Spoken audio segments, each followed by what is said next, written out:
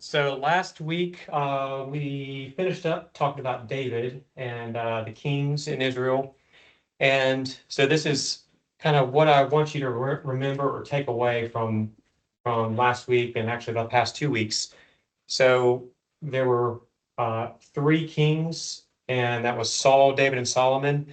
And those three kings were kings over a united kingdom. All of Israel was united together under Saul and David and Solomon. And this was the golden age of Israel. They were conquering their enemies, and they built the temple for God. Um, Saul was kind of a bad king, and then David was kind of the gold standard of kings. All the kings after David were compared to David, and David also was a shadow or picture of a coming future king who would rule over Israel and the entire world. And this future king would be an eternal king, and this kingdom would be an eternal kingdom. And this whole set of information was or is the Davidic covenant. This was a promise that God gave to David, promising that his descendant one day would be this eternal king and rule over an eternal kingdom. And that kind of summarizes the life of David. So we're going to move forward and talk about the captivity. And I mentioned last week I was a little indecisive about what I wanted to put here for the milestone or the mile marker for understanding the Bible as a whole. I thought about doing Daniel because the book of Daniel is pretty critical for understanding end times things. There's a lot of history in the book of Daniel. But I think the captivity is a better choice for that mile marker for understanding the Bible. We're jumping roughly 500 years in the future from David. It's not exactly 500 years, but just to keep it consistent with what we've been doing, it's more like 400 years. And the reason why the captivity is important is it's a major event in Jewish history. Up until or from the time Israel was formed, from the time God promised Abraham that his descendants would become this nation, Israel had a problem with idol worship. They just never got away from it, and they continued to have issues with turning away from God and worshiping idols. And it really was the captivity that changed that. They finally learned their lesson during the captivity, and they never worshiped idols from that point on. So it was a major historical event. And also, three of the four major prophets in the Bible lived through this period of time, the captivity. That's Jeremiah, Ezekiel, and Daniel. And so a lot of the well-known stories that we know, Daniel in the lion's den, the fiery furnace, Ezekiel's visions of God, a lot of those stories are during the time of captivity. And so knowing the situations of these prophets and the situations that they were living in is important to understand what's going on. And it also just kind of sinks you in the foundation of kind of knowing what's going on. So to understand the captivity, of course, we're going to look at how we moved from David to the captivity. And we're going to look at the Babylonian captivity itself, and then also what happened after that captivity. So those are kind of the three points that we're going to look at.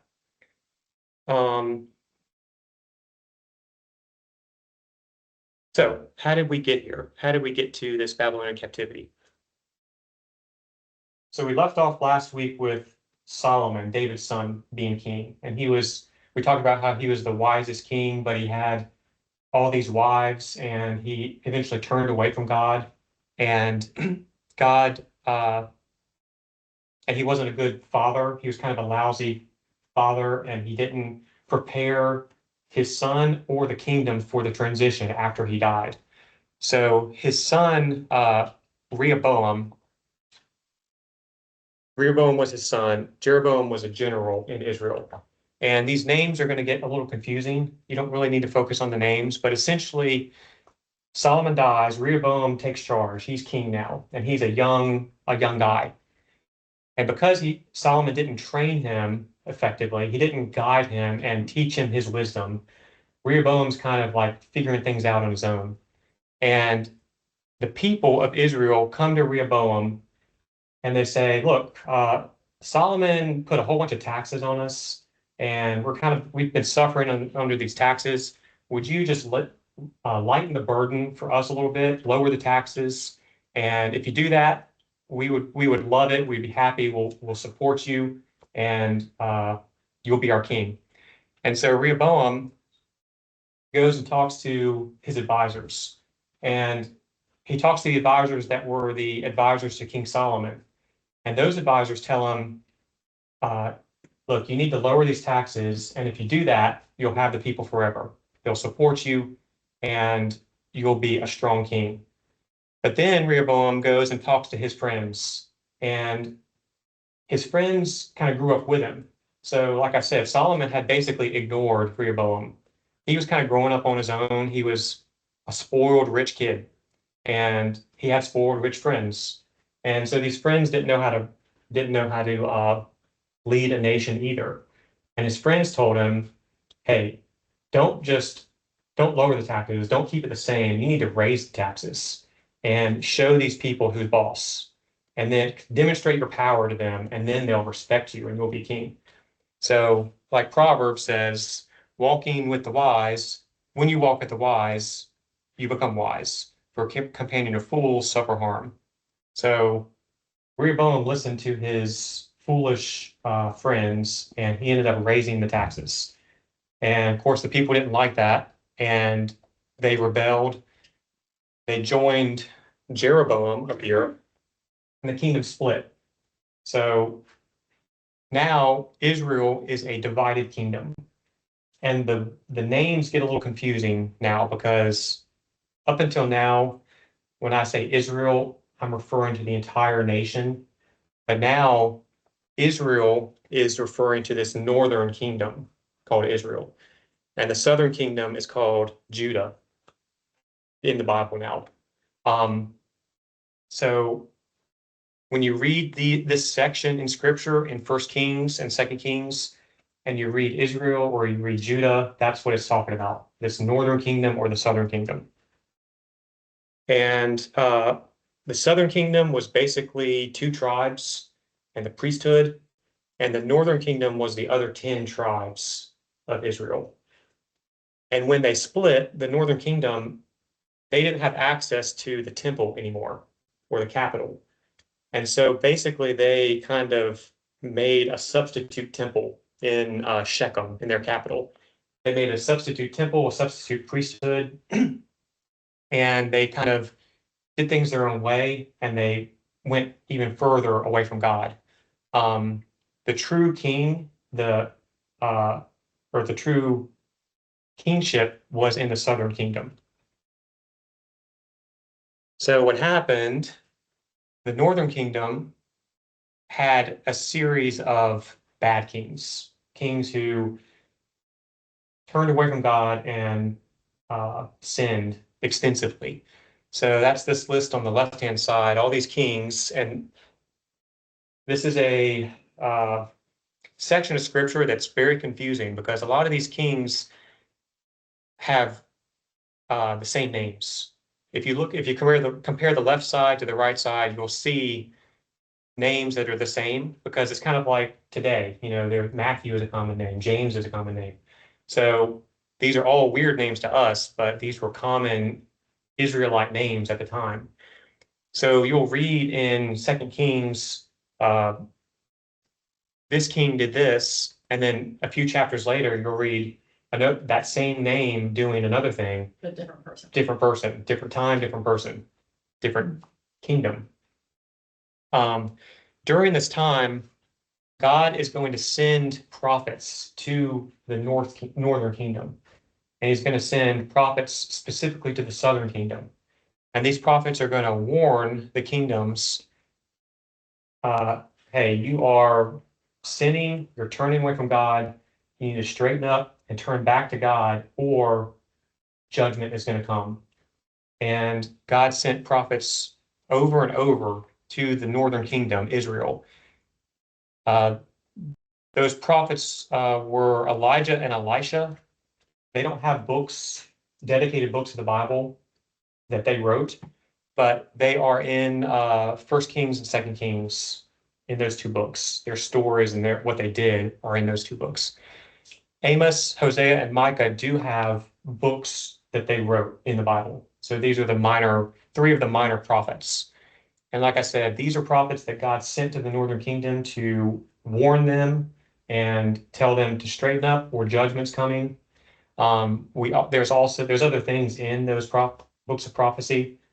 I showed last week some prophecies about the coming eternal kingdom. There's prophecies about Jesus. There's pictures of God's relationship with Israel. So there's all kinds of things in there, but God's sending the prophet to Israel to warn them, essentially. That's the main thing that those prophets are doing. So he sends the prophets there, but they don't listen. So this whole series on the left side, they're all bad. And these kings, some of the things that they would do is they would worship false gods, and they actually worshiped Baal and a god named Molech. And one of the things that those, I guess, traditions of those deities, those gods, were they would sacrifice children. And so there was a statue, a bull statue with their hands held out like this, and they would take a child and they would put a fire in the bottom of the statue and heat the bronze statue up, and they would stick a baby on the outstretched hands and burn the baby. And they would dance around and like celebrate as the baby's crying. That's to show you too, the more you fall, I feel like the more it just becomes socially acceptable, I guess, well, these people were doing it, we're celebrating, let's celebrate it. And I feel like that's what abortion has turned into. It's like the celebration movement, like girls are gonna win, we're gonna have power, we're gonna have autonomy. And it's like, you just got rid of a baby. Like, how is that something to celebrate? Yeah, Yeah, absolutely. it's And the more we're desensitized to it, the more we're desensitized. it's just normal. Yeah, it's just normal life. And Going And downward. then, I'm not going along and celebrating with these people, the killing of children, but I'm also not doing anything to stop it. yeah. And the more you associate with people, the more they drag you along into what they're doing. It's just like teenagers, right? Yeah, You get this little group, this little pod of like wearing dark clothes and dark makeup, and now they're dabbling in drugs because the verse, Proverbs 13:20, walk with the wise and become wise, for a companion of fools suffers harm. So we see this starting even like in the middle school age, where people are looking, for whatever reason, we're always looking for some leader, some king, like, yeah, and we need to quit thinking about the world and thinking about the eternal kingdom instead of a worldly successful kingdom or whatever. yeah, Well, actually, you are doing something to help. I've just learned to look at God and His thing of long term, something I'm not going to see. But I do know if I walk every day and rejoice in the day that He's given me, and not worry about what's in the future, that He's going to take care of that. All we do now is like you're doing, planting the seeds, because you're reflecting God in all that you do in Jesus Christ. Well, I am trying to plant seeds, You are. and people have banned me from Facebook because I'm like anti-abortion. That's the one place, but I don't go out on the street and do it. Maybe I should. Well, still, you making a statement, you're planting the seed, and I know that God is going to harvest it down the road. And there's so many things that I do now, and I Yeah. step back and say, I'm not going to see Mhm. how this is going to turn out. Well, it's not for me. Mhm. yeah. It's not about that. It's not my job, it's God's job. Yeah. And it, I do struggle with that a lot. I always, but I always try to encourage people, live for today. It's what they taught me when I came into recovery. And it's so easy to not worry about tomorrow, next week, and am I making a difference? You are making a difference if you reflect Jesus Christ in everything that you do. You will make a difference. because no seed goes unvoid. Exactly. He's gonna take care of it. We just all gotta learn to be farmers. Yep. They're the seeds. That's it. Be a sower, seed. And trust in God to do the rest. Be happy and reflect that. And no matter what goes on around you, we just need to radiate Jesus Christ in our life on a daily basis. Thank you. So at the end of this, these series of bad kings that were sinning horribly and completely turned away from God, God does judge Israel, the northern kingdom. And he does that by raising up another nation, Assyria, to conquer them, basically. And so this is the Assyrian captivity. This isn't the one that I'm going to be talking about. This isn't the main one, but God raised up this foreign nation, Assyria, and they kind of were in the area of where Babylon was, this upper map up here. And they came down and they attacked Israel and conquered them and took those 10 tribes of Israel into captivity. And one of the things Assyrians did as their kind of modus operandi, or the way that they did business, was when they conquered a nation, they would take those the people in that nation, take them into captivity, and then spread them out in their empire, and force them to dress like them, speak their language, intermarry with the other people there. And by doing that, they basically eliminated that nation that they conquered, and they assimilated and became Assyrians. So they scattered them. They scattered Israel. They also would take their citizens and import them into the nation that they just conquered and settle them there. So they kind of wiped out these nations that they conquered. The reason I'm talking about this is because when the imported Assyrians came into Israel, this the upper kingdom, they came in there, and the only people left in there were the extremely poor Israelites and what the scattered group of people that the Assyrians didn't bring out. And the foreigners coming in intermarried with those people, and they had babies, and there was an ethnic mixing of Israelites with Assyrians. And this mix of Israelite Assyrian people were the Samaritans. So when you read in the New Testament, the Samaritan woman, or Samaritans in general, what that group of people are is a mix of Israelites and Assyrians mixed together. And the Samaritans did worship God and believed in the Torah, but they rejected the prophets. And the Jews themselves viewed them as less than. They were like an impure mix, a blend. And so they kind of, in society, they were just viewed as less than. The Samaritans. The Samaritans, yes. So if that was the 10 tribes, right? That was the bulk of said 12. Yes. And they were scattered, Yes. but they're still somewhat recognizable today, right? No. There are no Jew today can trace their ancestry back to those 10 tribes. So I've met just through work, in like Garmentos up in New York. A lot of them are Jewish, and like if you're doing business in Manhattan, you're probably doing it with somebody who's Jewish. And so I've met folks that claim to be Assyrian Jew, like that sect, which I hadn't heard of until I met them. But I don't know if they would be like Samaritans or more a Jew who has married, or their family recently has married Assyrians, and they are like they practice the whole thing at a certain time on Friday. They like if a light's on, you don't touch it until a certain like 24 hours later. You know what I mean? Like they don't cook on the Sabbath, like all that like they're staunch practicing in that. You know, one thing Luke has showed me too lately, because you're talking about all these little rules. I didn't Yeah. realize how many of these little rules these Jewish people follow. I had no idea that, Every weekend.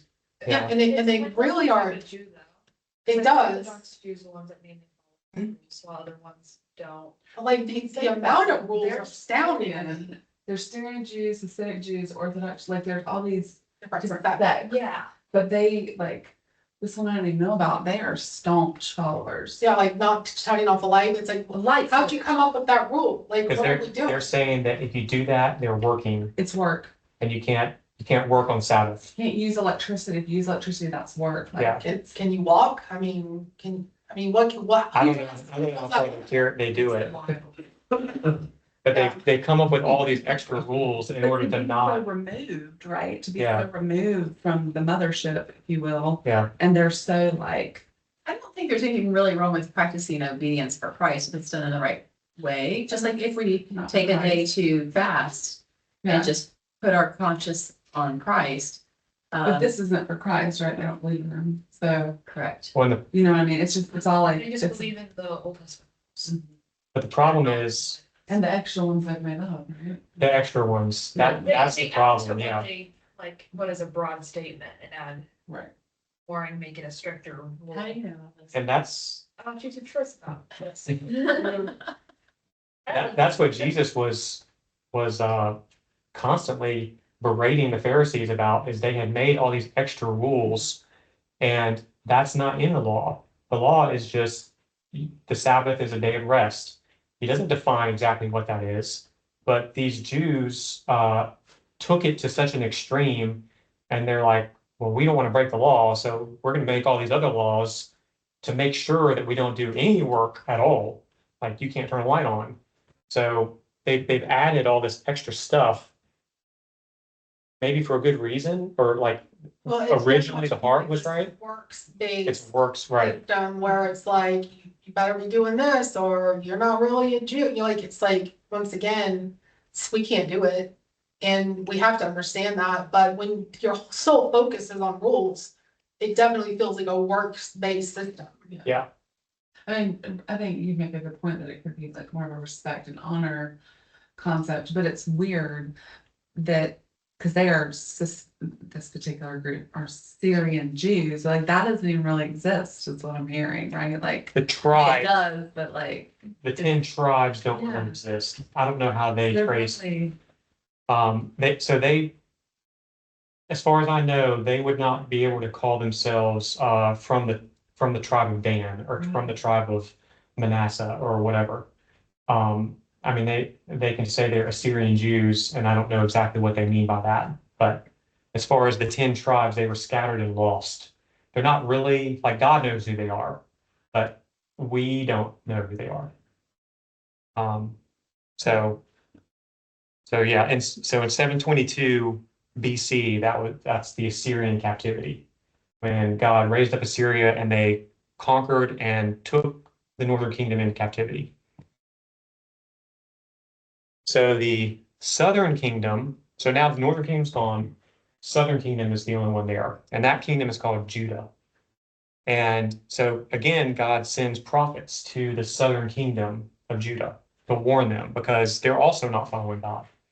They're better than the northern kingdom. They have a few good kings, and they have a little stretch in the middle where they have a series of good kings, but they also are turning away from God. And toward the end, these last 4 or 5, 6 kings are just a series of bad kings in a row again. And so God sends these prophets to warn them. We have a lot of other prophecies in there, a lot of other information, but the main reason why God's sending them is to warn the southern kingdom, turn back to me or you're going to be judged. Is that And the point of all of those books of the Bible then, to just for us to see, like, you know, these people turned away, I keep calling them back and they're not obeying? I mean, what's the point of all those books? I would say the purpose of the prophet going into the kingdom and proclaiming was to warn the kingdom. But like I said, there's the reason why they're there in the Bible, the reason why God recorded what the prophet said is so that we now can see prophecies about Jesus, specific prophecies. We can see prophecies about the kingdom. We can see the history. We can see pictures that God has set up. For example, this prophet that I showed here, Hosea.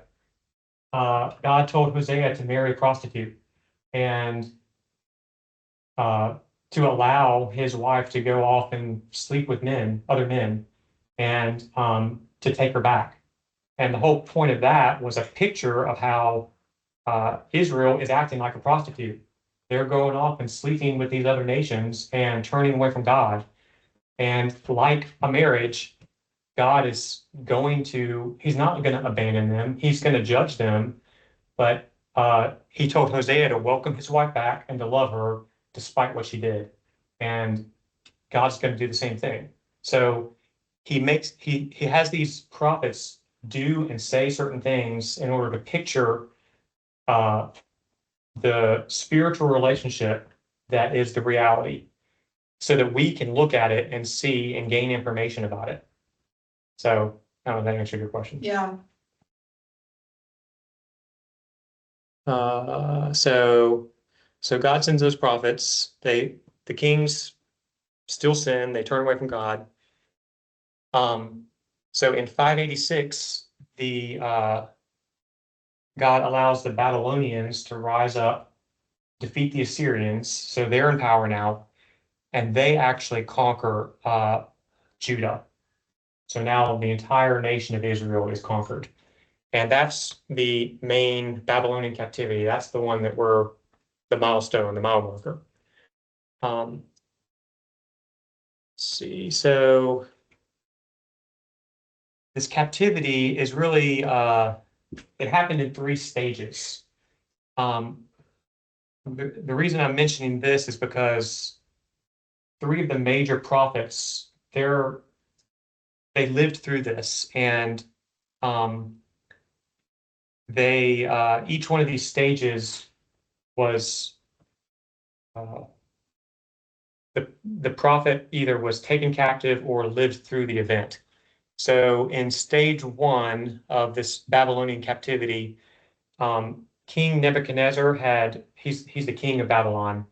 He had just defeated Egypt, and Judah, the southern kingdom, became like a vassal state underneath Babylon.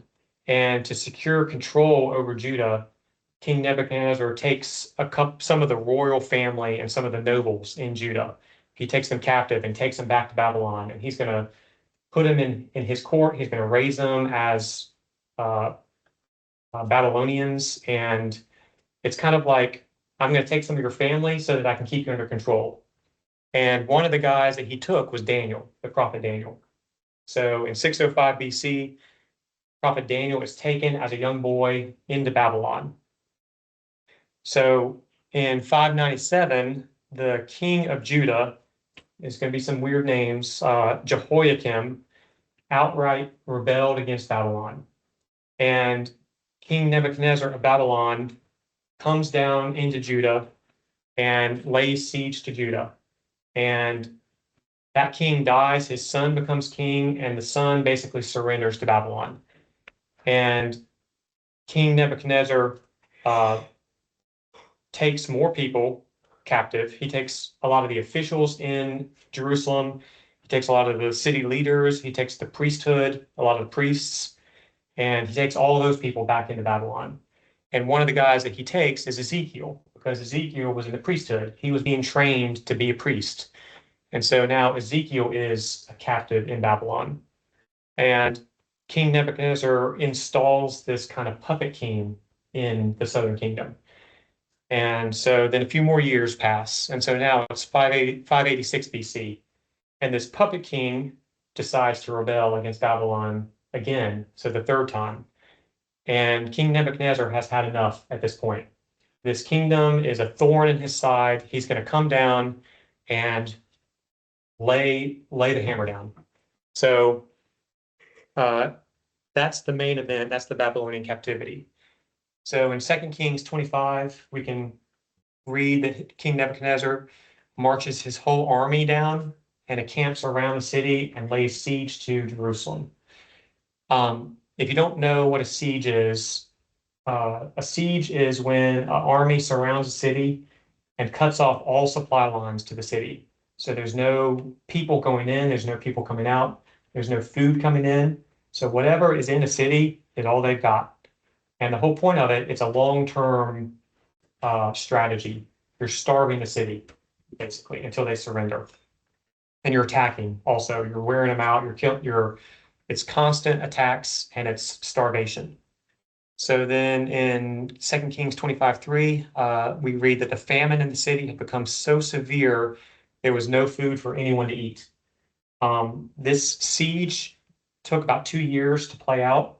So about 18 months into the siege, this is when this famine really took effect.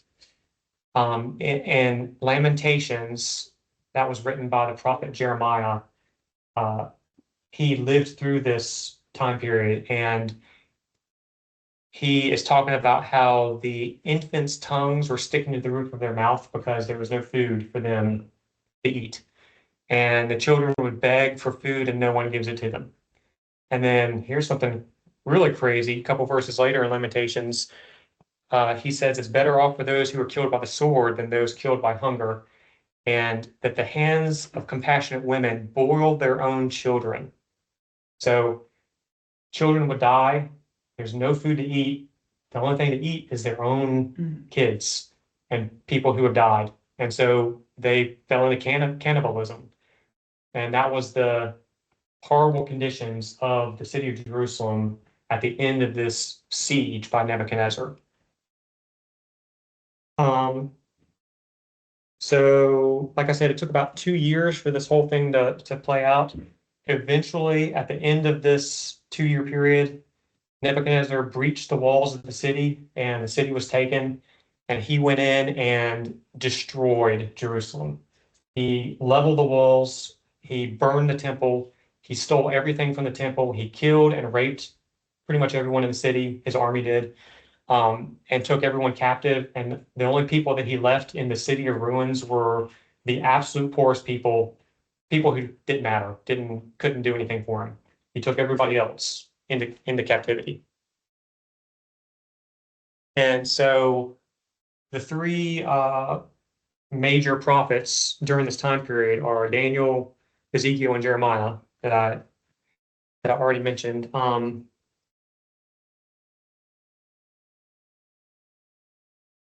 So Daniel, like I said, he was taken captive during the first stage of this captivity. A lot of stories that we know about come from the book of Daniel, like Daniel in the lion's den and the fiery furnace. There's a lot of prophecy, a lot of history in Daniel.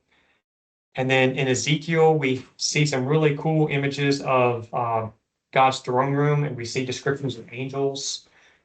God told Ezekiel to essentially live out descriptions of the siege in Jerusalem.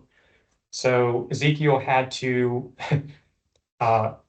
cook his food over or using fuel of, God told him to use human feces to burn as fuel to cook his food over in the middle of the street in captivity, when he's in captivity. And he's basically living and showing the captives what is happening in Jerusalem during the siege, because there's no food, there's no even fuel to burn to cook your food. They're having to burn poop as fuel. And Ezekiel was like, please don't let me burn human poop as my fuel source. And God says, okay, you don't have to do that, but you're going to have to burn cow poop instead, which is, I guess, a little better. I don't know. So he's like, it's like a play. He's showing these captives what life is like in the city during the siege. And we also see this description of Valley of Dry Bones, and there's several other. There's a description of Satan in Ezekiel, which is actually pretty neat to look at.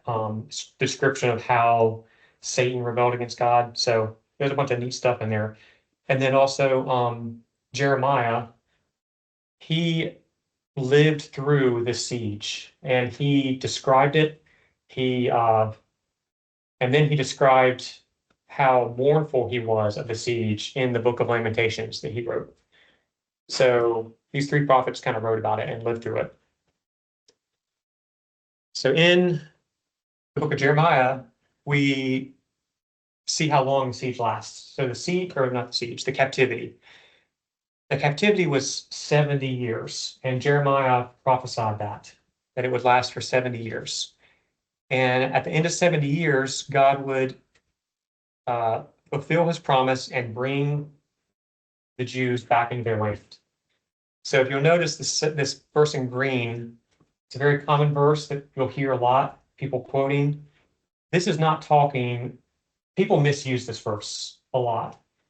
Someone's going through a hard time and they'll quote this and they'll say, well, God has plans for you and plans to prosper you. And that's true. God causes all things to work together for good. That's in Romans.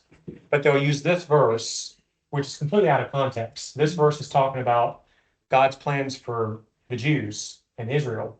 So I just wanted to point that out as people take these verses out of context. And if you hear that, it's talking about this situation. It's not really talking about us. Same, it is true for us, like I said in Romans, but just be careful about that. So this captivity is 70 years long. So Daniel's taken captive in 605. In 536, King Cyrus allows the Jews to return to their land. So 70 years later, the Jews are allowed to return. And the question is, the question I want to bring to you is, why would King Cyrus allow this? And that's really interesting. So Babylon is in control. Eventually, over 7 years, another kingdom conquers Babylon and King Cyrus becomes king. And at this point, Daniel has been a major player for about 70 years. He's been leader of the magicians and the wise men in Babylon for about 7 years, and he served King Nebuchadnezzar. He served Nebuchadnezzar's son. Now he's going to serve King Cyrus of Persia. And Daniel knows this prophecy of Jeremiah. He knows the captivity is going to last 70 years because they were contemporaries. They were alive at the same time. And it's now 70 years later. And so Daniel also knows the scriptures, and he knows the book of Isaiah. And he goes to King Cyrus and he says, King Cyrus, congratulations, you're now king. You're in control, and I bow down to you. I just want to show you, if you don't mind looking at this, I'm going to show you these scriptures that were written 200 years ago. I just want to show this to you. So he shows King Cyrus Isaiah, and he says, and King Cyrus reads it, and he says, it is I who says of Cyrus. And King Cyrus is like, what? 200, this was written 200 years ago, and it's talking about me? This is my name in your scriptures. And he continues, he is my shepherd, King Cyrus, and he will carry out all of my desire. And he says of Jerusalem, she will be built, and of the temple, your foundation will be laid. And King Cyrus is like, your God wrote this about me 200 years ago? And he keeps reading in chapter 45. This is what the Lord says of Cyrus, his anointed, whom I have taken by the right hand to subdue nations before him. I have also called you by your name. I have given you a title of honor, though you have not known me. I am the Lord, and there is no one else. There is no God except me. Cyrus is reading this, and he's realizing, I'm king because this God, who I don't even know, made it happen. He's the one that made me king. I've got power because of this God. And he realizes that God is powerful and he realizes he needs to do what God wants. And so he lets the Jewish people who've been in captivity return to their land. So God is sovereign even over someone who doesn't even know. He doesn't even is. know. Nope. Yeah, exactly right. And God does the choosing, we don't. Yep. So God's in control. Putin is in power because God allowed him to be in power. Trump is in power because God allowed him to be in power. So God's sovereignty encompasses all of this, and it's all for a purpose. And King Cyrus became powerful for the purpose of allowing the Jews going back into their nation. And we see that in the book of Ezra. First year of Cyrus, in order to fulfill the prophecy of Jeremiah, he allows them to go back into the land. So I think that's kind of cool. So 70 years of captivity. And then after they go back into the land, there's a few more books of the Bible. So Ezra and Nehemiah are kind of the history of what happened when they go back into the land. Essentially, they are trying to rebuild the city and rebuild the temple. And they kind of get kind of lax with it, and they're not doing a good job. And God sends a few more prophets to them, Haggai, Zechariah, and Malachi, to get them back on track and rebuild the temple and rebuild the city. So those are the post-captivity prophets, is kind of how you can view that. So essentially, this captivity, what you need to know is pre-captivity, the kingdom splits and God sends prophets to warn them. They don't turn back to God, and so he judges them. He raises up Babylon, and he sends Babylon, and he conquers Judah. And those three major prophets lived through that. Prophet Daniel, Ezekiel, and Jeremiah. And then post-captivity is Cyrus allows the Jews to go back into their land, and they rebuild the city and rebuild the temple. So just a couple more things. That is the captivity in a nutshell. We're going to look real briefly at how the Jews are supposed to recognize the coming Messiah. So the next thing that comes on our topic is Jesus appearing. And the Jewish people should have recognized Jesus as their Messiah. They have all these prophecies about him, describing him. We looked at some of those last week about how he would be a suffering servant and a conquering king. So we're going to look at just a couple of those things. So just a couple prophecies. Speaking of this coming Messiah, we've already looked at this first one. This was part of the Davidic covenant, that this Messiah would be related to King David. So that's why when you read in the book of Matthew and Luke, you'll see a genealogy of Jesus with all these names. It's not God didn't put that genealogy in those books just to bore you. It's not supposed to bore you. It's a documentation of Jesus's lineage tracing back through both Joseph and Mary to David, proving that Jesus is a descendant of David. And then in Micah, it talks about where the Messiah will be born in Bethlehem. Bethlehem was a very small little town. It wasn't even a city, it was just a little village. And then Isaiah, he would be born from a virgin.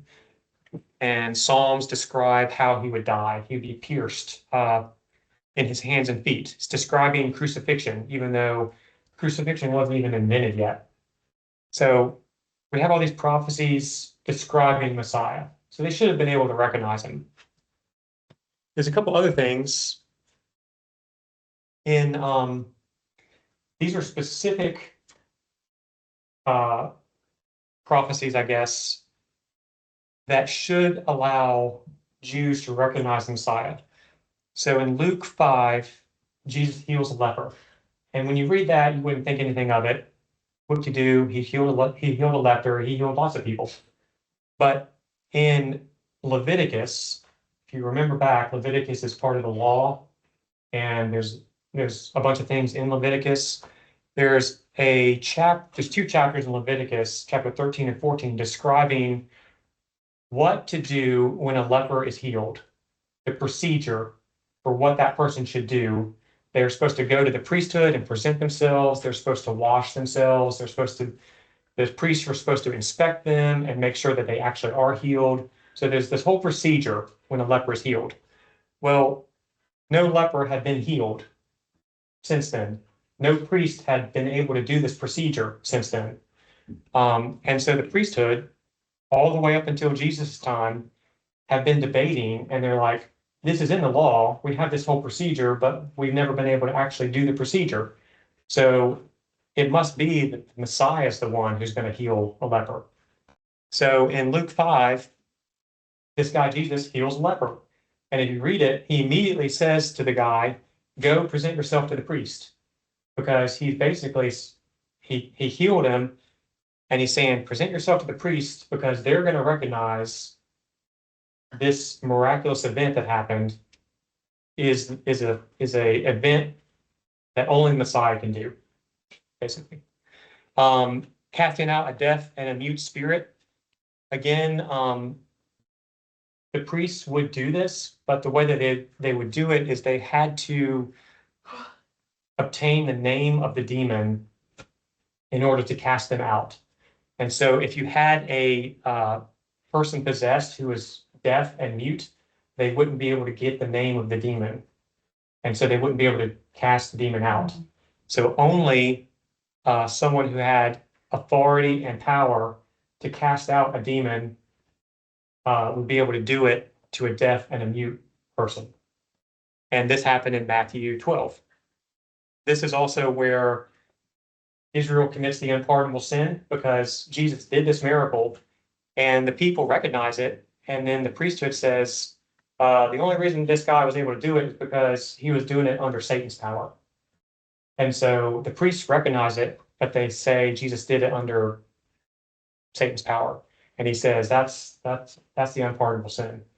And then healing a man born blind in John, people thought that if you're born blind, it's because your family has sinned, and this is a judgment of God. This is God's judgment. So no one would be able to heal someone from God that's being judged by God. And of course, Jesus comes along and heals a man who was born blind, and it's another blatant showing that Jesus was the Messiah. So these are the messianic prophecies, these three specific things. So one more thing. One real quick. In Daniel, he gives this description of exactly when the Messiah is going to show up. And it's very specific. In 483 years from the issuing of a decree, Messiah is going to show up. And it's a little confusing. There's a lot of math. There's arguments about it. But from this decree, Artaxerxes in 457 BC, 483 years later, in 27 AD, Jesus shows up on the scene. So it's pretty amazing. So I'll stop right there. Thank you guys for coming, and no class next week, but we'll pick up after that with Jesus.